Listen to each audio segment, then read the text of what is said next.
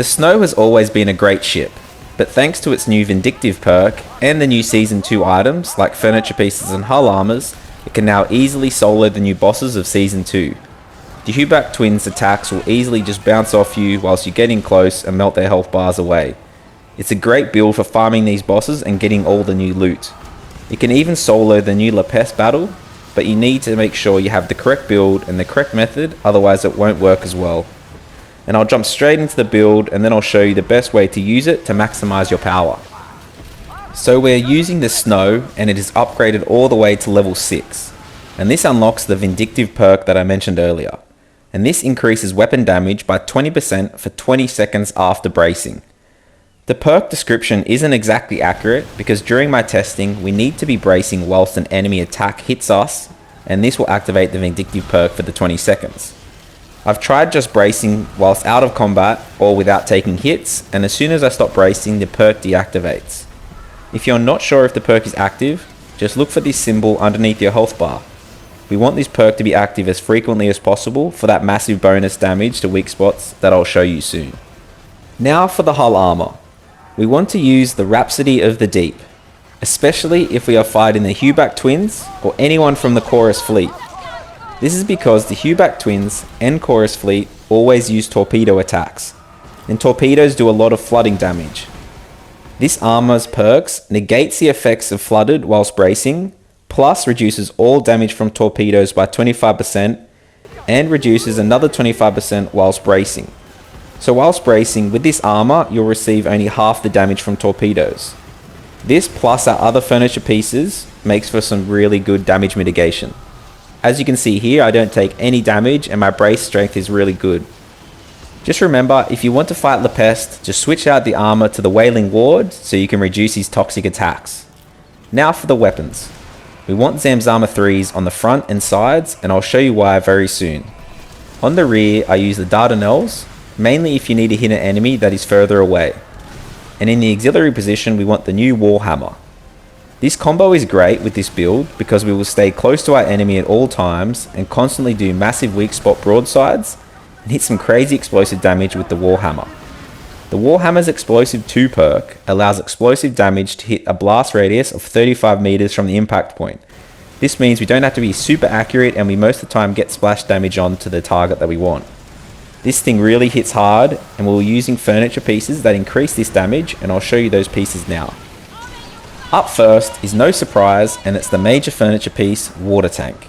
This works great for us because we want to stay close to our enemy, and our build will drastically increase our brace strength so we can shrug off those enemies' attacks. Up next is La Potent's Schematics. This is particularly good for the Hubac Twins as they have a large weak spot area on both sides of their ships. And now we will do an extra 10% damage to them. This is our first new piece of furniture, and it's the Fatana Station. And we mainly use it for the 12% increase to secondary damage, which is increase to the explosive damage. You really notice this in combat, and you can buy this furniture piece from the black market. Another new piece is the Lamari Mekanen. This is great for improving our bracing, as it increases crew stamina recovery by 13%, increases maximum stamina by 5%. Another new piece being compagnie screens.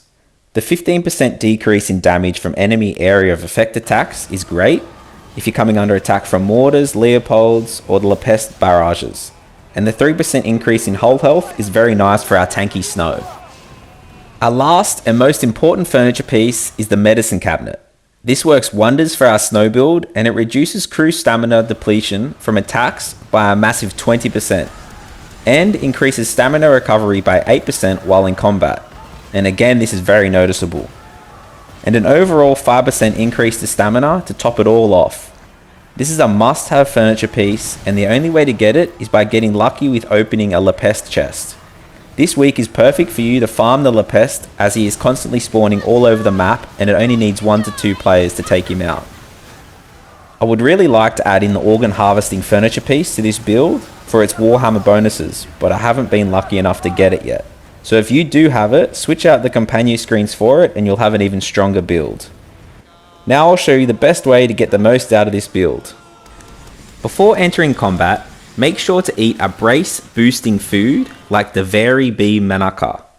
as it improves bracing stamina efficiency by 30%, repair kit efficiency by 10%, and stamina regen by 30%.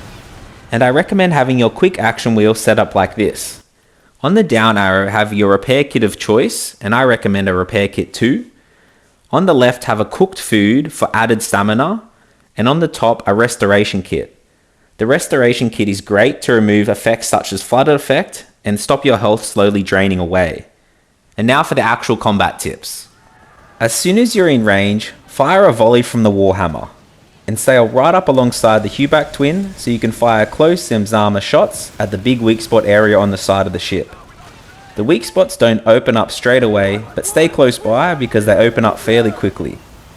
Continually switch between the Zemzama and the Warhammer whenever they are ready to fire. And make sure you keep your stamina topped up with the stamina food so you can continue to brace at full strength. And every time you brace an enemy's attacks, you will activate your Vindictive perk for a 20% damage increase. Always stay as close to them as possible and you'll brace all the enemy attacks and fire back between their attacks. The build is very forgiving and easy to use, and I make plenty of mistakes, but I still easily survive and can defeat the toughest Hubac brother. Thank you for watching, and I hope you enjoy this build. Now you can farm the bosses as much as you like and get all of the new loot. I'm currently working on a new build for the Brig and the Padawan, but if you have another video you would like, then let me know in the comments below. I hope to see you out in the Indian Ocean. I'll leave you with this raw Hubac footage, and I'll see you next time.